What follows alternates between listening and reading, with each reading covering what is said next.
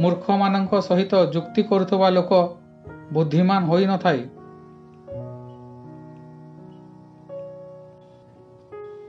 मु भांगी जाई नाही, टिकिए थकी जाइछि, अपेक्षा कर, आगठारु बहुत भलरे फेरिबि।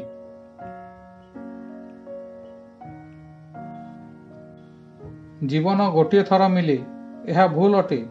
केवल मृत्यु गोटे थर मिले, जीवन तो प्रतिदिन मिले।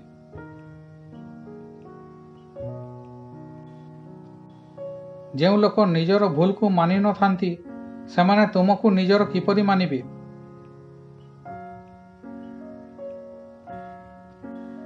अहंकार काहींकी करिबी, मरिबा परे मो निज लोक मते छुईबा परे हाथ को धोइबे।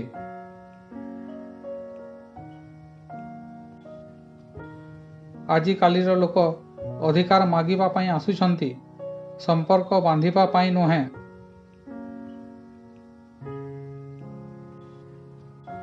जो माने चेष्टा करिबा जानती नाही सेमानंकु सबु समस्या बड़ लागि थाए।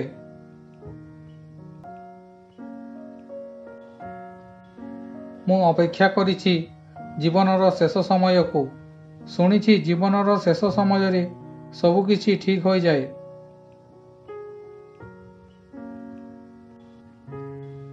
बारंबार रागुथुबा लोक सही माने होई थांती जो माने निज ठारु अधिक निज लोकंकर चिंता करि थांती।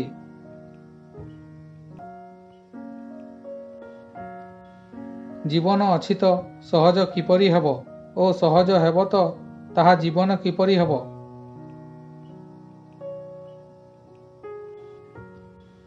आजिर दुनिया रे धनी लोकंक अपराध को भूल कहा जाए ओ गरीब लोकंक भूल को अपराध कहा जाए।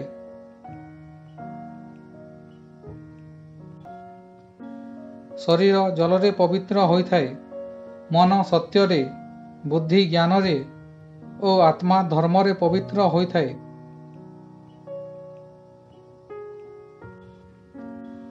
जीवन बंचिबा पाई मिलिछि ओ आमे ताहाकू चिंतारे बिताई देउछु।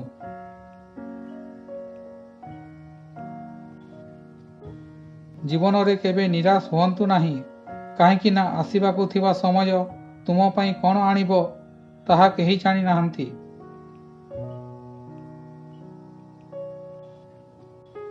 समस्ते इच्छा करंती कि समस्त लोक तांको प्रशंसा करिवे, किंतु ताहा निजर अंतिम संस्कार दिन ही सत होई थाए।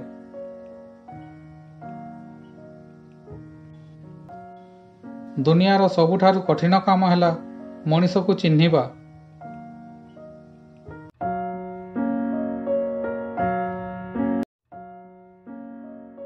कथारे काहाकू छुई हुए नाही, किंतु कथा समस्तंक मन को छुई थाए।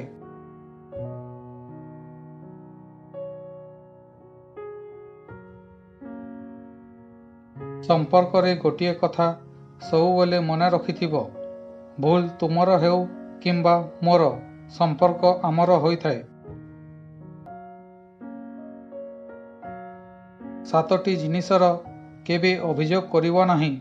1 निज भाग्यर, 2 छुआ मानंको आगरे निज ठारु बड़ लोकंकर, 3 निजर घर थाई तार अवस्थार, 4 निज माँ बापा ओ गुरुंकर, 5 स्त्री आगरे ता घर लोकंकर, 6 अन्य लोकंक आगरे निज बंधुर, 7 चालीगला परे निज कुणियांक अभियोग काहा आगरे करिब नाही। आमे भगवान को खोजिबा पाई मंदिर को जाइथाऊं, सेठारे पहुंची चपल तो बाहरे रखिदेऊ, किंतु निजर अहंकार ओ गर्व मंदिर भीतर को नेकी जाइथाऊं। तापरे आमर आँखि केउठी थाए, कान केउठी थाए ओ मन केउठी थाए ओ आमे एहा कही थाऊं कि भगवान को पाखकू जाउछु। आपणक अहंकार ओ गर्व सहित भगवान को मंदिर को जाई पारिबे, किंतु भगवान को पाखकू नुहे। मनीष तले बसी धन गणी थाए, काली एतिकी थिला ओ आजी एतिकी बढ़िछि। भगवान उपरे बसी हसी थांती ओ मनीषर आयुष गणी थांती, काली एतिकी थिला ओ आजी एतिकी रहिछि। ଖୋଲିଦିଅ ଡେଣା ମୋର କହିଥାଏ ପକ୍ଷୀ, ଏବେ ତ ଆହୁରି ଉଡ଼ିବାର ଅଛି। ମାଟି ନୁହେଁ ଲକ୍ଷ୍ୟ ମୋର, ଏବେ ତ ପୂରା ଆକାଶ ବାକି ଅଛି। ଢେଉର ମୌନକୁ ସମୁଦ୍ରର ଦୁର୍ବଳତା ଭାବନ୍ତୁ ନାହିଁ। ଯେତେ ଗଭୀରତା ତା ଭିତରେ ଅଛି, ସେତେ ଝଡ଼ ବାହାରେ ମଧ୍ୟ ଅଛି। ସବୁବେଳେ ହସନ୍ତୁ, କେତେବେଳେ ନିଜ ପାଇଁ ତ କେତେବେଳେ ନିଜମାନଙ୍କ ପାଇଁ।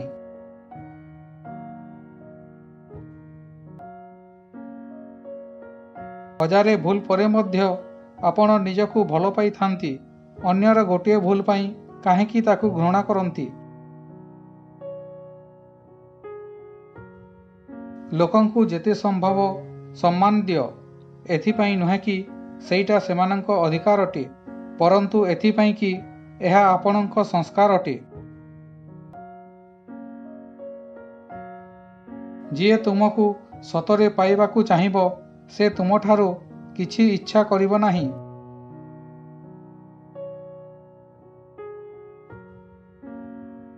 ପ୍ରତ୍ୟେକ ନିଷ୍ପତ୍ତି ବହୁତ ଭାବି ଓ ଚିନ୍ତା କରି ନିଅନ୍ତୁ, କାହିଁକି ନା ପ୍ରତ୍ୟେକ ନିଷ୍ପତ୍ତି ଭିତରେ ତାହାର ପରିଣାମ ଏପରି ଭାବେ ଲୁଚିଥାଏ ଯେପରି ମଞ୍ଜି ଭିତରେ ଗଛ। ଭଲ ଲୋକଙ୍କ ସାଙ୍ଗରେ ଭଲ ହୁଅନ୍ତୁ, କିନ୍ତୁ ଖରାପ ଲୋକଙ୍କ ସାଙ୍ଗରେ ଖରାପ ହୁଅନ୍ତୁ ନାହିଁ, କାହିଁକି ନା ଆପଣ ପାଣିରୁ କାଦୁଅକୁ ସଫା କରିପାରିବେ, କିନ୍ତୁ କାଦୁଅରୁ କାଦୁଅକୁ ନୁହେଁ। ଭୋକିଲା ପେଟ ଓ ଖାଲି ପକେଟ ମଣିଷକୁ ଜୀବନରେ ବହୁତ କିଛି ଶିଖାଇ ଦିଏ।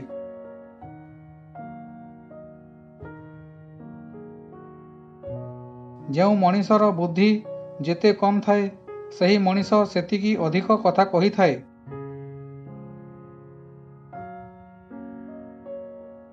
କେତେକ ଲୋକ ବହୁତ ଗରିବ ହୋଇଥାନ୍ତି, ତାଙ୍କ ପାଖରେ ଧନ ଛଡ଼ା ଆଉ କିଛି ନଥାଏ। କେବେ କାହା ଆଗରେ ନିର୍ଦ୍ଦୋଷ ହେବାର ପ୍ରମାଣ ଦିଅନ୍ତୁ ନାହିଁ, କାହିଁକି ନା ଯେଉଁ ଲୋକମାନେ ଆପଣଙ୍କୁ ବିଶ୍ୱାସ କରୁଥିବେ, ସେମାନଙ୍କୁ ପ୍ରମାଣର ଆବଶ୍ୟକତା ନାହିଁ, ଓ ଯେଉଁ ଲୋକମାନଙ୍କୁ ଆପଣଙ୍କଠାରେ ବିଶ୍ୱାସ ନଥାଏ, ସେମାନଙ୍କୁ ଯେତେ ପ୍ରମାଣ ଦେଲେ ମଧ୍ୟ ଆପଣଙ୍କୁ ନିର୍ଦ୍ଦୋଷ କହିବେ ନାହିଁ।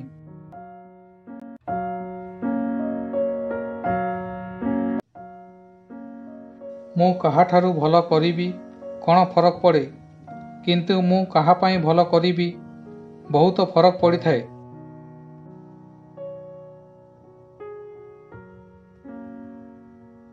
କହିବା ଲୋକଙ୍କର କ'ଣ ଯାଇଥାଏ, କିନ୍ତୁ ସହିବା ଲୋକ ତ ମହାନ ହୋଇଥାନ୍ତି।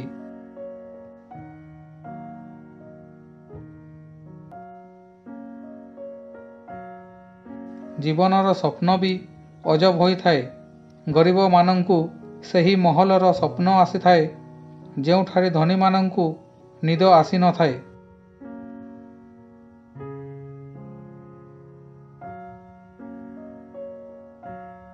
ନିଜର ଧନ ଉପରେ ଗର୍ବ କରନ୍ତୁ ନାହିଁ, କାହିଁକି ନା ଥରେ ମାଟିକୁ ପଚାର, ତା ଭିତରେ କେତେ ରାଜା ମହାରାଜା ଶୋଇଛନ୍ତି।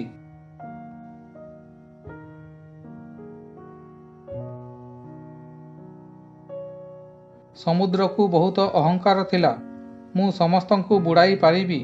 ଏତିକି ବେଳେ ଗୋଟିଏ ବୁନ୍ଦା ତେଲ ତା ଉପରେ ପଡ଼ିଲା ଓ ଭାସିବାକୁ ଲାଗିଲା।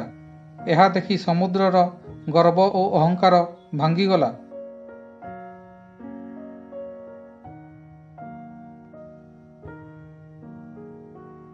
ଆପଣଙ୍କ ଭୁଲ କାମରେ ଯେଉଁ ଲୋକମାନେ ଆପଣଙ୍କୁ ଉତ୍ସାହିତ କରିବେ, ସେହି ଲୋକମାନେ ଆପଣଙ୍କୁ ବର୍ବାଦ କରିଦେବେ।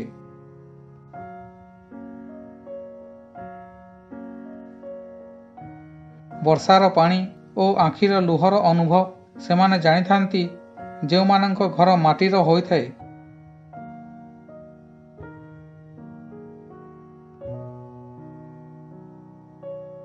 ଆପଣଙ୍କ କିଛି ବନ୍ଧୁ ଦର୍ପଣ ଓ ଛାଇ ପରି ରଖନ୍ତୁ, କାହିଁକି ନା ଦର୍ପଣ କେବେ ମିଛ କହିନଥାଏ ଓ ଛାଇ କେବେ ସାଙ୍ଗ ଛାଡ଼ି ନଥାଏ।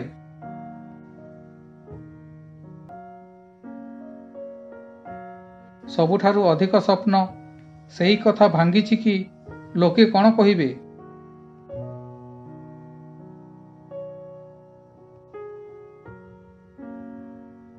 ମଣିଷକୁ ମଣିଷ କେବେ କଷ୍ଟ ଦେଇନଥାଏ, ତାକୁ ସେଇ ଆଶା କଷ୍ଟ ଦେଇଥାଏ ଯାହା ସେ ଅନ୍ୟ ଲୋକଙ୍କ ଠାରୁ ରଖିଥାଏ।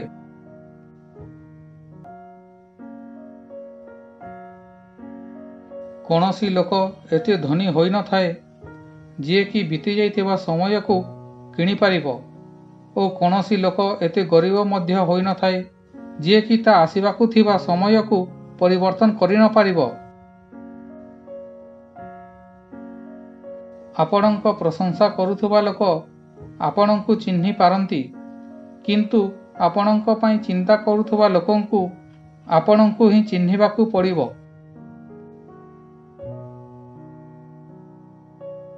ଯେତେବେଳେ ଆମେ ସମ୍ପର୍କ ପାଇଁ ସମୟ ବାହାର କରି ପାରିନଥାଉ, ସେତେବେଳେ ସମୟ ଆମଠାରୁ ସମ୍ପର୍କକୁ ବାହାର କରିଦିଏ।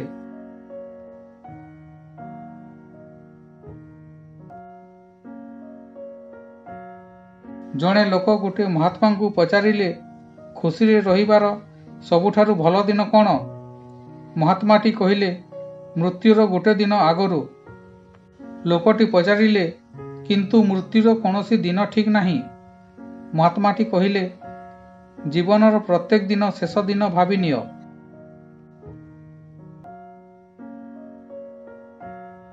ଅନ୍ଧାରରେ ଯେତେବେଳେ ଆମେ ହାତରେ ଦୀପକୁ ଧରି ଚାଲିଥାଉଁ, ଆମ ମନରେ ଏହା ଭାବିଥାଉଁ କି ଆମେ ଦୀପକୁ ଧରି ଚାଲୁଛୁଁ, କିନ୍ତୁ ସତ ଏହା ଥାଏ କି ଦୀପ ଆମକୁ ନେଇ ଯାଉଥାଏ।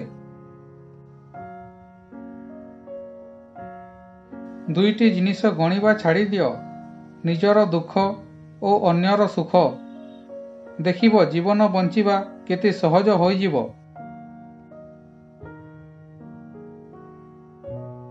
ଛୋଟବେଳେ ସବୁଠାରୁ ଅଧିକ ପଚରା ଯାଉଥିବା ପ୍ରଶ୍ନ, ବଡ଼ ହେଲେ କ'ଣ ହେବ? ଏହାର ଉତ୍ତର ବଡ଼ ହେଲା ପରେ ଜାଣିପାରିଲି, ପୁଣି ଥରେ ଛୋଟ ହେବି।